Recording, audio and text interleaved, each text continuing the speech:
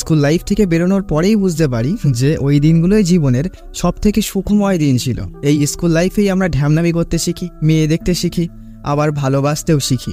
আজকের গল্পটির প্রথম হাফে খুবই মজা পাবে, আর সেকেন্ড হাফে কখন যে তোমার চোখটা ছলছল করে উঠবে বুঝতে পারবে না। তো চলো আজকে সেই স্কুল লাইফের দিনগুলো রোমন্থন করে আসা যাক। তো গল্পের শুরুতেই দেখতে পাই স্কুলের কিছু ছেলে নোটিশ বোর্ডে নাম দেখছে। আসলে তারা নতুন 11-এ উঠেছে, আর 11-এ ওঠা মানেই তো নতুন নতুন ডানা গজানো। এই ছেলেটির নাম চাইনিজ। সে তাদের কমার্স ডিপার্টমেন্টে কতজন মেয়ে ভর্তি হয়েছে তাই দেখছে। এর নাম চাইনিজ হওয়ার পিছনে একটা গল্প আছে। একবার একটা নেপালি মেয়েকে চাইনিজ মেয়ে ভেবে পটাতে গেছিল, তারপর থেকে এর নাম চাইনিজ হয়ে গেছে। তো চাইনিজ লিস্টে ক্যাথলিন বলে একটা মেয়ে পছন্দ করে, মানে চাইনিজের নাম দেখেই ভালো লেগে গেছে। তো চাইনিজ তার বন্ধু বিনোদকে বলে, ভাই তুই কোনটা পছন্দ করলি? বিনোদ বলে, ভাই আমার তো রেখা আছেই। চাইনিজ বলে, আরে ছোটবেলাকার থাকে নাকি, নতুন পটা? বিনোদ বলে, না ভাই থাক। বিনোদ আসলে একটু নম্র স্বভাবের, ঠান্ডা ছেলে। তো তখনই সেখানে অনু, রেখা আর রেখার মা আসে। এখানে বলে রাখি এই অনুর সঙ্গে চাইনিজের ওই পিছন লাগালাগি বন্ধুত্ব। তো এরপরে তাদের মধ্যে টুকটাক কথাবার্তা হয় এবং তারা চলে যায়। তো একটু পরেই সেখানে ভিক্টোরিয়া বলে একটি নতুন মেয়ে আসে। ভিক্টোরিয়া একটু মডার্ন প্রকৃতির, আর চাইনিজ তো একটু ডান পিটে। সে আগ বাড়িয়ে ভিক্টোরিয়ার সঙ্গে কথা বলা শুরু করে দেয়। তো ভিক্টোরিয়া জানায় সেও কমার্স গ্রুপের। সে বলে স্কুলের লাইব্রেরিটা কোন দিকে? তো চাইনিজ পুরো স্কুলের ম্যাপটাই বলে দেয় যে এখান দিয়ে ঘুরে ওই বাথরুমের পাশ দিয়ে ওই সাইড দিয়ে গিয়ে লাইব্রেরি। তখন ভিক্টোরিয়া আচমকা বিনোদকে বলে, আমাকে একটু লাইব্রেরিটা দেখিয়ে দেবে? তখন চাইনিজ বলে, হ্যাঁ দেখিয়ে দেবো, তো আমরা সবাই দেখিয়ে দেবো, চলো। তো ভিক্টোরিয়া সবার সঙ্গেই লাইব্রেরিতে আসে। তো ভিক্টোরিয়া বুঝতে পারে যে চাইনিজ তাকে লাইন মারছে, কিন্তু এদের টিমে ওই বিনোদকেই তার ঠিকঠাক লাগে। সে বিনোদের সঙ্গেই কথা বলতে থাকে। সে যাওয়ার সময় বিনোদকে পার্সোনালি বলে বাই বিনোদ, আর এদেরকে বলে বাই গাইস। তো ভিক্টোরিয়া চলে যেতেই এরা সবাই বিনোদকে ধরে, বলে ভাই তোর মেয়ে ফুটে গেছে। বিনোদ বলে, কোথায় ফুটেছে? এরা বলে, তোর বেলাতে বাই বিনোদ আর আমাদের বেলায় গাইস। হ্যাঁ। তো আর কয়েকদিন পর থেকেই তাদের নতুন ক্লাস শুরু হতে চলেছে, তাই তারা সব বন্ধু মিলে একটু ঘুরতে বেড়াতে বেরোয়। তো মলে বিনোদ একটা গিটার দেখে, তো দাম দেখে সে রেখে দেয়, কারণ তার সামর্থ্য নেই। তো এই ব্যাপারটা রেখাও দেখে। আসলে বিনোদের মিউজিকের প্রতি বিশাল ইন্টারেস্ট। তার ইচ্ছা সে একদিন বড় মিউজিক ডিরেক্টর হবে, কিন্তু তার অদম্য ইচ্ছা থাকলেও তার সামর্থ্যই নেই যে সে মিউজিক ডিরেক্টর হবে বা বাড়িতে বলবে। তো রেখা বলে, আমি খুব তাড়াতাড়ি চাকরি পাওয়ার চেষ্টা করব এবং তোমার স্বপ্ন পূরণে আমি সব রকমভাবে সাহায্য করব। তো এরপরে একটা সিডির দোকান দেখতে পাই। তো এরা সবাই এখানে আড্ডা দিতে আসে। তো সেখানে তাদের বন্ধু রিচার্ড আসে। চাইনিজ বলে, কি রে ভাই, তো দেখাই যায় না? রিচার্ড বলে, আরে বিয়েতে গিয়ে একটা মেয়ে পটিয়েছিলাম আর তাই একটু ব্যস্ত ছিলাম। চাইনিজ বলে, আরে ভাই কি করলি, চোটও খেয়েছিস নাকি? রিচার্ড বলে, হ্যাঁ খেয়েছি। চাইনিজ বলে, আরে ভাই কিভাবে কি করলি একটু বল। রিচার্ড বলে, মোবাইল নাম্বার নিতে গিয়ে চুমু দিয়ে দিয়েছিলাম। চাইনিজ বলে, আরে ও ভাবে না, পুরো গোড়ার থেকে বল, মানে কিভাবে শুরু করলি, কিভাবে কি করলি একটু বল না। আসলে আমাদের বন্ধুদের গ্রুপে এরকম একটা জিনিস থাকবেই, আর গল্প যত এগোবে বুঝতে পারবে যে চাইনিজের মতো একটা পিস আমাদের বন্ধুদের গ্রুপে এই হবে। তো ক্লাসের প্রথম দিন। তো জুলিয়েট ম্যাডাম তাদের ক্লাস নিচ্ছেন। একটু পরেই নতুন জয়েন করা প্রিয়া নামে একটি ম্যাডাম আসে। তো প্রিয়া ম্যাডামকে দেখে ছেলেরা তো একটু ক্রাশ খেয়ে যায়। তো ম্যাডামের প্রতি ভালোবাসা আরও বেড়ে যায় তখন যে ক্লাসের সব ছেলে মেয়ে একসঙ্গেই বসতে পারো। আমার কাছে ওসব কোনো ব্যাপার না। তো এটা শুনে সবাই বিশাল খুশি, যে যার সোনার পাশে গিয়ে বসে পড়ে। তো এরপরে টিফিন টাইমে চাইনিজ সুকুকে বলে, ভাই তো টিফিনটা দে, নয়তো মেয়েদেরকে গিয়ে বলে দেবো যে তুই প্যান্টে একবার পটি করে দিয়েছিলিস। তো সে ব্ল্যাকমেল করে সুকুর টিফিনটা নিয়ে এসে সবাই মিলে ভাগ করে খেতে থাকে। তো একটি ছেলে চাইনিজকে বলে, ভাই ক্যাথলিন আসছে, যা। তো চাইনিজ যেতে না চাইলে সে ধাক্কা মেরে ক্যাথলিনের সামনে তাকে পৌঁছে দেয়। তো দুজনাই অপ্রস্তুতে পড়ে যায়। তখন চাইনিজ ক্যাথলিনকে বলে, ডিম খাবে? তো ক্যাথলিন এতে আরও রেগে যায় এবং সে সেখান থেকে চলে যায়। চাইনিজ তার বন্ধুদের বলে, আরে ভাই ও আমার পোটেই আছে। তো সেখানে রেখা আসে এবং বিনোদের সঙ্গে কথা বলতে থাকে। আর পাশ দিয়েই তখন ভিক্টোরিয়া যাচ্ছিল এবং সে বিনোদের দিকে একটা ছোট্ট স্মাইল দিয়ে চলে যায়। আর বিনোদের প্রতি উত্তরে একটা সম্মতিজনক স্মাইল দেয়। তো ব্যাপারটা রেখার চোখে পড়ে, মেয়েদের চোখ বলে কথা। সে বলে, আমি এতক্ষণ কি বলছিলাম? তো বিনোদ বলতে না পারায় রেখা তাকে একটু মারধর দেয় আর চলে যাওয়ার সময় বলে, আমি তোমাকে পরে দেখছি। হ্যাঁ। তো এরপরে ক্লাসে জুলিয়েট ম্যাডাম সবাইকে বলে, হেলথ চেক আপের জন্য লোক আসবে, তাই সবাইকে স্কুলে আসতেই হবে। তো স্কুল ছুটি হলে বাড়ি যাওয়ার সময় এরা ঠিক করে যে কাল যেহেতু স্কুল তাড়াতাড়ি ছুটি হয়ে যাবে, তাই সবাই মিলে সুকুর বাড়িতে গিয়ে ওই সব ভিডিওই দেখবে। তো পরের দিন স্কুলে সবাইকে প্রজেক্টর রুমে আনা হয়। তো এত বড় স্ক্রিন দেখে এরা বলা বলি করতে থাকে, যদি এই স্ক্রিনে ভিডিও চালানো যায় না হেভি লাগবে কিন্তু। তো একটু পরেই সেখানে চার্চের ফাদার আসে। এবং সবার উদ্দেশ্যে সে বলে আজকে আমি সেক্স এডুকেশনের বিষয়ে পড়াবো। তো পড়ানোর টপিক শুনে সবাই বিশাল মজা পায়। স্বাভাবিক, এই চ্যাপ্টারটা পড়ানোর সময় ছোটবেলায় আমরা কিন্তু সবাই বিশাল আনন্দ করেছি। তো একসময় ফাদার প্রজেক্টরে মেল হিউম্যান বডির একটা জায়গায় পয়েন্ট করে বলে এটা কি বলো তো। আচমকা চাইনিজ উঠে বলে স্যার ওটা মেন পয়েন্ট। ফাদার বলে মেন পয়েন্ট মানে? বিনোদ ক্যাসেটের দোকানে আসে। সে দোকানদার দাদাকে বলে দাদা দুটো পেন্সিল ব্যাটারি দাও না, কিন্তু সে দিতে চায় না, কারণ এর আগেও বিনোদ ব্যাটারি নিয়েছে কিন্তু পয়সা সে আর দেয়নি। তো সে এবারও জোর জবরদস্তি করে দাদার কাছ থেকে দুটো পেন্সিল ব্যাটারি নিয়েই যায়। আসলে বিনোদ ওই ব্যাটারিগুলো টেপ রেকর্ডারে ভরবে। তো এরপরে সে রেখার সঙ্গে এসে দুজন দুটো হেডফোন কানে দিয়ে গান শুনতে থাকে, আর রহমান স্যারের গান। তারা সময় পেলেই এইভাবে দুজন দুটো হেডফোন কানে দিয়ে গান শোনে। এটাই তাদের কাছে সব থেকে বেস্ট মুহূর্ত। আর এখনকার সময় দেখো ও না গেলেই যেন প্রেম ঠিক জমে না। তো গান শুনতে শুনতে রেখা বলে আজ আমরা রহমান স্যারের গান শুনছি, আর যেদিন তুমি মিউজিক ডিরেক্টর হবে আমি তোমার গান শুনবো। বিনোদ বলে হ্যাঁ, আমি প্রথম গানটা তোমার উদ্দেশ্যেই লিখব। তো এর পরের সিনে সুপুর বাড়িতে সবাইকে দেখতে পাই। তাদের প্ল্যান যা ছিল তাই করছে, ওই ভিডিও দেখছে। হঠাৎ কলিং বেলটা বেজে উঠতেই সবার পিলে চমকে যায়। তো এটা তাড়াতাড়ি এসে ক্যাসেটটা বার করার চেষ্টা করে, কিন্তু ওই তাড়াহুড়োর সময় যত দিনের বিপদ ঘটে, ক্যাসেট আর বেরোয় না। তো এরা কোনো রকমের প্লাগটা খুলে দেয়। তো সুকুর মা আসে বাড়িতে, তো এরা আস্তে আস্তে কেটে পড়ে। তো এরপরে সুকুর মা সুকুকে কারেন্টের বিলটা আনতে বলে এবং সে নর্মালি টিভির প্লাগটা গুজে টিভি দেখতে বসে। আর টিভিতে খেলা শুরু হয়ে যায়। আর এইসব ভিডিও দেখে সুকুর মা তো হতবুদ্ধি হয়ে যায়। আর সুকুর মুখ দেখেই তো বুঝতে পারছো ওর অবস্থা কি হয়েছে। সে মায়ের কাছে উদ্যম মধ্যম মার খায়। তো পরের দিন স্কুলে সুকু চাইনিজকে বলে ওই দেখ ক্যাথলিন দাঁড়িয়ে আছে, যা প্রপোজ কর। চাইনিজ স্বাভাবিকভাবেই ভয় পেয়ে যায়। সে বলে পরে করব। সুকু বলে তুই যারে ওকে গিয়ে বলবি তার মধ্যেই ওকে অন্য ছেলে পটিয়ে নেবে কিন্তু। তো চাইনিজ এইবারে বুকে কচি বল নিয়ে ক্যাথলিনকে গিয়ে প্রপোজ করে দেয়। ক্যাথলিন বলে এইভাবে প্রপোজ করলে আমি নেব না, আমাকে সুপারম্যানের মতো প্রপোজ করতে হবে। ব্যাস, চাইনিজ এইবারে ফুল প্যান্টের উপরে জাঙিয়ে পরে চলে এসছে। আর চাইনিজকে দেখে তো পুরো স্কুল হেসে গড়াগড়ি খাচ্ছে। তো এরপরে রাত্রেবেলার একটা সিন দেখতে পাই। চাইনিজকে দেখতে পাই সে দিয়াল টপকে কারোর একটা ঘরে যায়। একটু পরেই দেখতে পাই সে অনুকে ডাকে, আর সে বিনোদকেও ডেকে এনেছে। তো বিনোদ চাইনিজকে জিজ্ঞাসা করে যে এত রাত্রেবেলা সে ডেকে এনেছে কেন, কিন্তু চাইনিজ এটা সেটা বলে তাকে ব্যস্ত রাখে। আর আচমকায় পিছন দিক থেকে অনু আর রেখা এসে তাকে বার্থডে উইশ করে।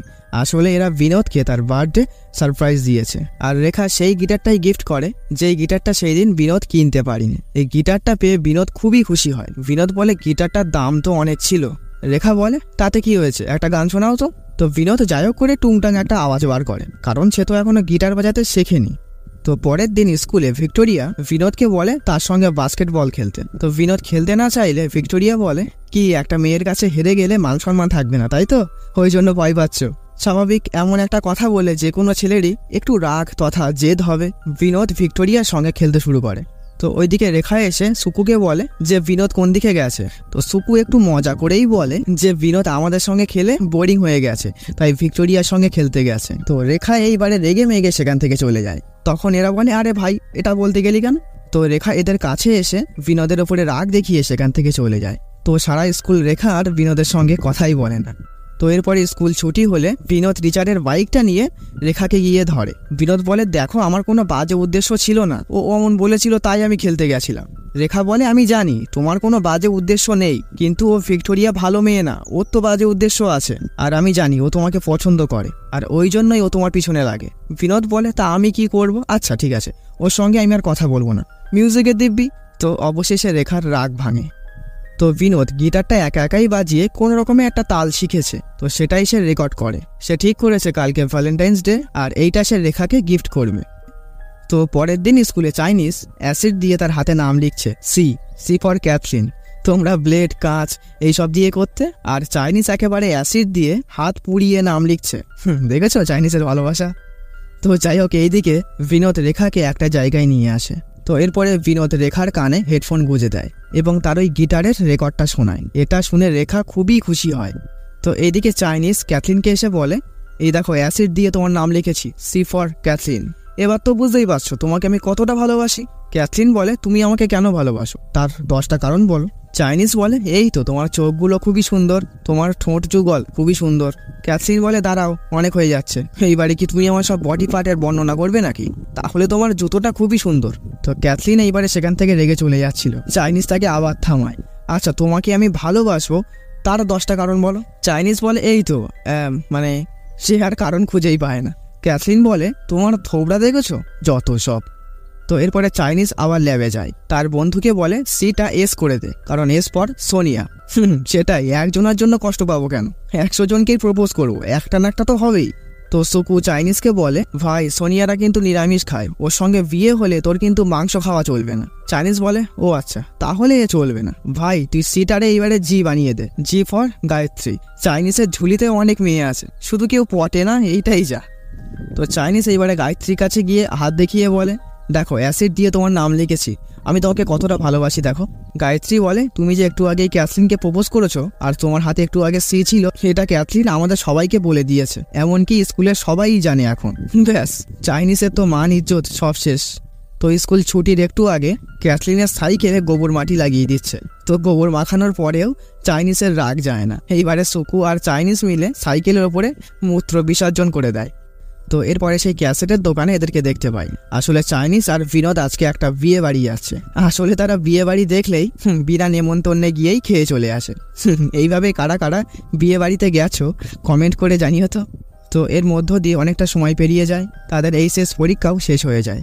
তো স্কুলের ফেয়ারওয়েলের দিন সবাই খুব আনন্দ করে। তো চাইনিজ আর অনু একটা ডান্স পারফরমেন্সও করে। তো তাদেরকে একসঙ্গে দেখে রেখা বলে তোদের দুটোকে একসঙ্গে দেখতেই ভালো লাগে, কেন তোরা মারপিট করিস বলতো? কিন্তু আমার মনে হচ্ছে এখন তোমাদের সম্পর্কটা একটু অন্যরকম হয়ে গেছে। চাইনিজ বলে হ্যাঁ, আমরা একে অপরকে ভালোবাসি। রেখা বলে কবে হলো? অনু বলে সে তো সেই প্রথম থেকেই, আমরা আমাদের মনে মনেই আছি, কিন্তু এখন সামনাসামনি একে অপরকে বলতে পেরেছি। রেখা বলে আমি সত্যিই খুব খুশি হয়েছি, যাই বিনোদকে গিয়ে এটা বলি। তো এইদিকে দেখতে পাই বিনোদ টয়লেটে যাচ্ছিল। তো পাশের একটা রুম থেকে ভিক্টোরিয়া তাকে ডাকে আর বলে বিনোদ একটা বাক্স পেরে দাও তো, আমি পাচ্ছি না। তো বিনোদ খোলা মনেই যাই বাক্স পারতে। এইদিকে রেখা সুকুর কাছে এসে বলে যে বিনোদ কোন দিকে গেল? সুকু বলে ও বাথরুমের দিকে গেছে। তো রেখাও এইদিকে আসতে থাকে। তো এইদিকে বাক্স পাড়ার সময় ভিক্টোরিয়া চোখে একটু ধুলো যায়। তো বিনোদ ভিক্টোরিয়া চোখে ফু দিতে যায় যখন, আর তখনই ভিক্টোরিয়া ফট করে বিনোদকে চুমু দিয়ে দেয়। আর ঠিক সেই মুহূর্তেই সেখানে রেখা চলে আসে এবং সে তাদেরকে এই অবস্থায় দেখতে পায়। তো রেখা সেখান থেকে রাগ করে চলে আসলে বিনোদ তাকে ধরে। বিনোদ তাকে বারবার বোঝানোর চেষ্টা করে যে সে যা দেখেছে তেমনটা নয়, ভিক্টোরিয়া যে অমনটা করে বসবে সে ভাবতেই পারিনি। কিন্তু রেখা কোনো মতেই মানতে চায় না। সে বলে আমি তোমাদেরকে ওই অবস্থায় নিজের চোখে দেখেছি, এবার তুমিই বলো আমি তোমাকে কি করে বিশ্বাস করবো আর? তো বিনোদ রেখাকে অনেক বোঝানোর চেষ্টা করে, কিন্তু রেখা কোনো মতেই মানতে চায় না। তো বিনোদ এবারে খুব রেগে যায়। সে বলে যখন তুমি আমাকে বিশ্বাসই করো না তখন এই রিলেশন রেখে আর লাভ নেই। রেখা বলে ছি, তুমি এমন কথা বলতে পারলে? ঠিক আছে, আমিও তোমার সঙ্গে আর থাকতে চাই না বলে সেও রাগ করে সেখান থেকে চলে আসে। তো এরপরে বিনোদ বাড়ি এসে ঘরের দরজা বন্ধ করে শুয়ে পড়ে। তার রাগ কষ্টগুলোকে সে সামলানোর চেষ্টা করছে। এমন সময় তার ঘরের মধ্যেই একটি লোক বলে ওঠে বিনোদ যাও, রেখার কাছে গিয়ে ক্ষমা চেয়ে এসো। তো লোকটাকে আচমকা দেখে বিনোদ ভয় পেয়ে যায়। সে ভূত ভূত বলে চিল্লাতে থাকে। লোকটি বলে আরে শান্ত হও, ভয় নেই। বিনোদ বলে আপনি কে? লোকটি বলে আমি মদন দেব, অর্থাৎ কামদেব বা প্রেমের দেবতা, মানে যিনি মনের ভিতর প্রেমের সঞ্চার করেন। লোকটি বলে তুমি কালকে রেখার কাছে গিয়ে ক্ষমা চাইবে, ও মানতে না চাইলে দরকার পড়লে ওর পায়েও ধরবে, কিন্তু মানাবে, কারণ আজকে যে ঘটনাটা ঘটেছে ওর জায়গায় তুমিও থাকলে তুমিও ওর সঙ্গে এই একই রকমই ব্যবহার করতে। বিনোদ বলে না না না, আমি আর ওর কাছে ক্ষমা চাইতে পারবো না। লোকটি বলে ঠিক আছে, ভবিষ্যতে এর জন্য তোমাকে খুব ভুগতে হবে।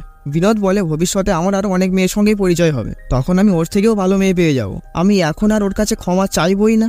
লোকটি বলে আচ্ছা ভেবে দেখো, ভবিষ্যতে কোনো দিনও রেখার জন্য যেন আফসোস করো না, বলে সে একটা চুটকি মারতেই সে ভ্যানিশ হয়ে যায়। তো এরপরে 10 বছর পরের একটা সিন দেখতে পাই। হ্যাঁ, এই যে সেই বিনোদ, সে এখন সত্যি বড় মিউজিক ডিরেক্টর হয়েছে এবং সে ভালোই নাম যশ কামিয়েছে। আর এই যে সেই চাইনিজ, তো সে বিনোদের বাড়িতে আসে। সে তাড়াতাড়ি বিনোদকে রেডি হওয়ার জন্য তাড়া দিচ্ছে।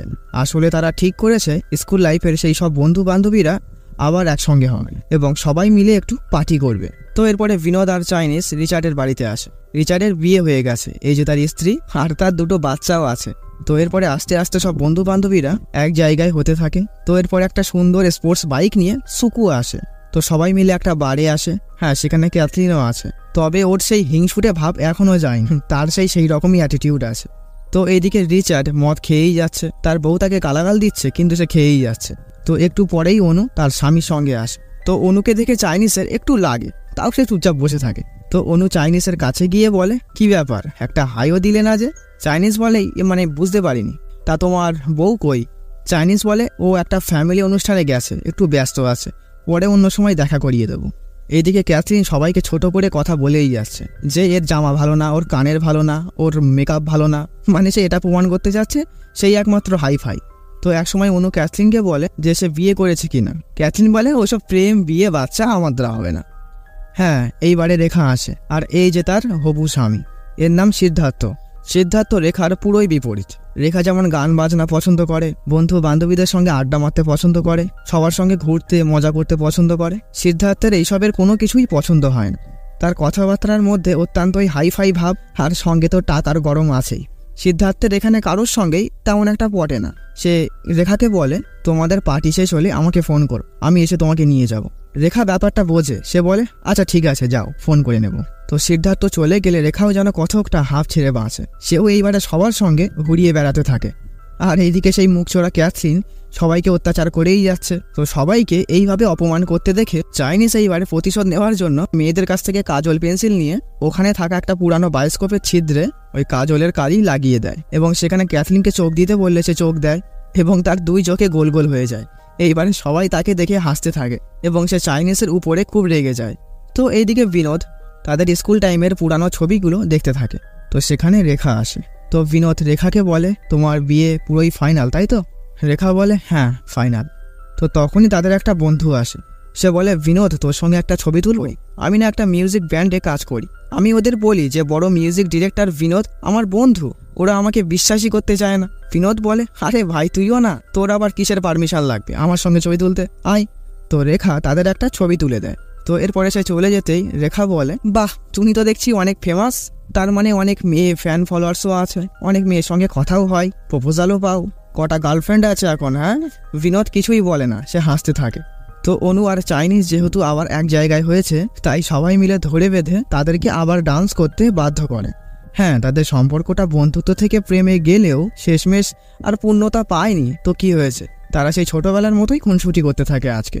তো এরা সবাই মজা করছে, এমন সময় ক্যাথরিন এসে সবার সামনে চাইনিজকে এক চড় মারে। মারার কারণ ওইটাই, তাকে সবার সামনে পেতনি বানিয়ে দিয়েছিল, আর তাকে দেখে সবাই হাসছিল, এইটাই।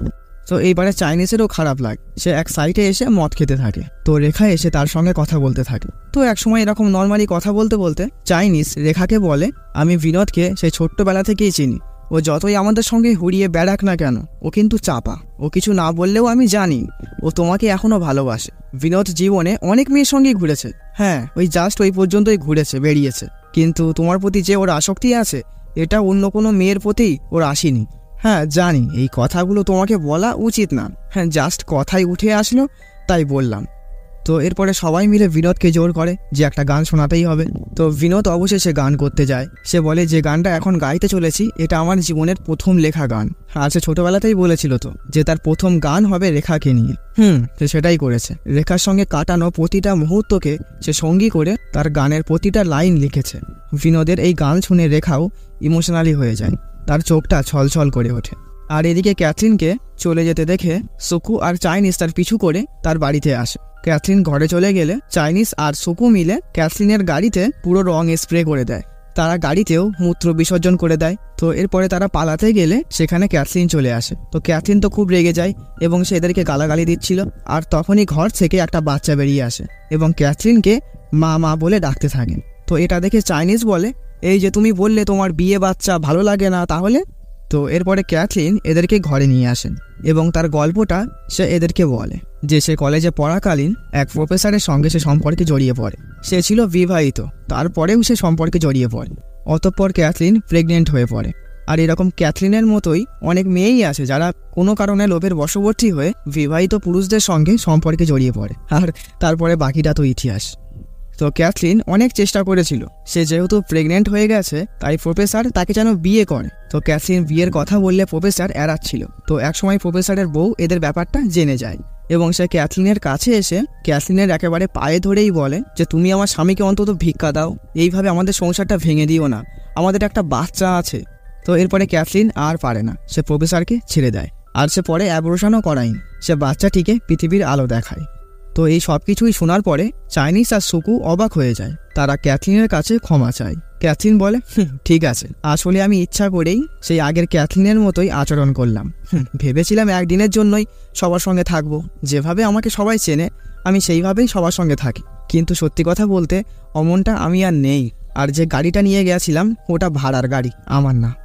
তো চাইনিজও এইবারে তার সত্যিটা বলে যে আসলে তার বউ কোনো পারিবারিক অনুষ্ঠানে যায়নি, তাদের ডিভোর্স হতে চলেছে। ক্যাথলিন বলে, কেন, কি হয়েছে? আমার স্ত্রী অফিসের বসের সঙ্গে সম্পর্কে জড়িয়ে আছে। এইভাবে আর কতদিন? অবশেষে ডিভোর্সের পথ বেছে নিতে হলো। এইবারে সুকুও তার সত্যিটা বলে যে তার আনা ওই দামি বাইকটি ওর নয়, ওটা গ্যারেজ থেকে আনা। সে এখনও ঠিকভাবে নিজের পায়ে দাঁড়াতেই পারেনি, তাই সবার সঙ্গে কোম্পানি দেওয়ার জন্য সেও এতক্ষণ নাটক করে গেছে। অ্যাকচুয়ালি আমরা কেউই সুখী নই, শুধু আমরা সবার সঙ্গেই তাল মিলিয়ে হেসে খেলে বেড়াই। তো এইদিকে রেখা এসে বিনোদের গানের প্রশংসা করে। বিনোদ বলে, ঠিক আছে। রেখা আরও কিছু বলতে চাইছে কিন্তু সে আটকে যায়। বিনোদ বলে, তা তোমার হবু বর কি করে? রেখা বলে, ও একটা ব্যাংকে কাজ করতো, এখন নিউজিল্যান্ড থেকে একটা অফার এসছে, হয়তো বিয়ের পরে আমাদেরকে নিউজিল্যান্ড যেতে হবে। বিনোদ বলে, বাহ, একেবারে দেশান্তর হয়ে যাবে। যাও, নিউজিল্যান্ড খুবই ভালো জায়গা। রেখা বলে, তুমি কোনো মুভিতে গান করেছো? বিনোদ বলে, হ্যাঁ করেছি, আর ফোন তো গাড়িতে, দাঁড়াও ফোনটা নিয়ে আসি। তো এরপরে তারা সেই আগের মতোই কানে হেডফোন দিয়ে বিনোদের গান শুনতে থাকে। তো একটু পরে সিদ্ধার্থ ফোন করে বলে, আমি গেটের সামনেই আছি, চলে এসো। রেখা যেন যেতে চাইছে না, কিন্তু তাকে তো যেতেই হবে। তো রেখা যখন আস্তে আস্তে চলে যাচ্ছে, বিনোদও নিজেকে আর ধরে রাখতে পারে না, তার বুকটাও যেন হু হু করে ওঠে। সে বলে, রেখা, আমি তোমাকে খুব মিস করব। এটা শুনে রেখাও স্তব্ধ হয়ে গেছে, সে কি বলবে ভেবে পাচ্ছে না। সে বাই বিনোদ বলে চলে যাচ্ছিল, হঠাৎ থমকে দাঁড়ায় এবং ছুটে এসে বিনোদকে চুমু খায়। এরপরে রেখা কিছু না বলে সেখান থেকে চলে যাচ্ছিল। এইবারে বিনোদ আর নিজেকে ধরে রাখতেই পারে না, সে হাউ হাউ করে কাঁদতে থাকে। তখন সেখানে চাইনিজ চলে আসে। সে বিনোদের কাছে যায় আর বলে, আসার সময় দেখলাম রেখাও কাঁদতে কাঁদতে যাচ্ছে, এখন আর কিছু করার নেই, চুপ কর। বিনোদ বলে, আমার খুব কষ্ট হচ্ছে রে ভাই, আমার সব থেকে ভুল সিদ্ধান্ত ছিল রেখার সঙ্গে ব্রেকআপ করাটা। আমি জীবনে যা যা হতে চেয়েছিলাম আমি কষ্ট করে পেরেছি, কিন্তু এইসব নাম খ্যাতি আমার কি হবে? আমার কাছে সব থেকে মূল্যবান জিনিস ভালোবাসাটাই তো এখন আর নেই। আমি হাজার অন্যান্য মেয়ের সঙ্গে মিশলেও ঘুরলেও আমি কাউকে ভালোবাসতেই তো পারি না। চাইনিজ বলে, ভাই জীবনটা তো এমনই রে, আমাদের হাতে কিছুই থাকে না রে, মানিয়ে নিতে হয়। তখন বিনোদের সেই ছোট্টবেলার বিবেক জেগে ওঠে। আর লোকটি এসে বলে, কি বিনোদ, এখন কেন কাঁদছো? তুমি তো বলেছিলে তোমার জীবনে নাকি অনেক মেয়ে আসবে। বিনোদ বলে, আমার রেখাকেই চাই, আমার কাউকে লাগবে না, আপনি প্লিজ আমাকে আরেকবার সুযোগ দিন। এবং সে খুব কান্নাকাটি করতে থাকে। তো লোকটি এইবারে চুটকি বাজায় এবং আবারও সিন প্রেজেন্টে যায়। সেই ছোটবেলার বিনোদ রেখার বাড়িতে যায় এবং রেখার কাছে সে ক্ষমা চায়। তো এরপরে রেখাও একসময় ক্ষমা করে দেয়। তো এরপরে আবারও সেই রিইউনিয়ন পার্টি অ্যারেঞ্জ করে এরা। চাইনিজ এখন সিরিয়ালের ডিরেক্টর, আর অনুর সঙ্গেই তার বিয়ে হয়েছে। ক্যাথলিন রাইটার হয়েছে। সুকু এখন কল সেন্টারে কাজ করে এবং তাদের বন্ধুবান্ধবরা একে একে ভালো ভালো পেশার সঙ্গে যুক্ত হয়ে যায়। আর বিনোদ এইবারে আর মিউজিক ডিরেক্টর হয়নি, সে এখন রেডিও জকি করে এবং রেখার সঙ্গেই তার বিয়ে হয়। আর রেখাও এখন একটা ভালো কাজ করে। তো পার্টিতে সেই লোকটি নাচতে থাকে। আসলে সে এদের সবার জীবনে একে একে গিয়ে সবার জীবন পরিবর্তন করে দিয়েছে। আর এখানেই গল্পটি শেষ হয়ে যায়। তবে গল্পটি শেষ হয়ে গেছে এখানেই, এটা জাস্ট একটা কাল্পনিক হ্যাপি এন্ডিং করা হয়েছে, কারণ এইসব পরিবর্তন করা বাস্তবে তা সম্ভব নয়। আমাদের ওই অপ্রাপ্তির মধ্য দিয়েই বাঁচতে হয়, সবার সামনে ভালো থাকার নাটক করতে হয়, মানিয়ে নিতে হয়, কারণ এইটাই জীবন। তো গল্পটি কেমন লাগলো অবশ্যই জানিও। তো আজকের মতো টাটা।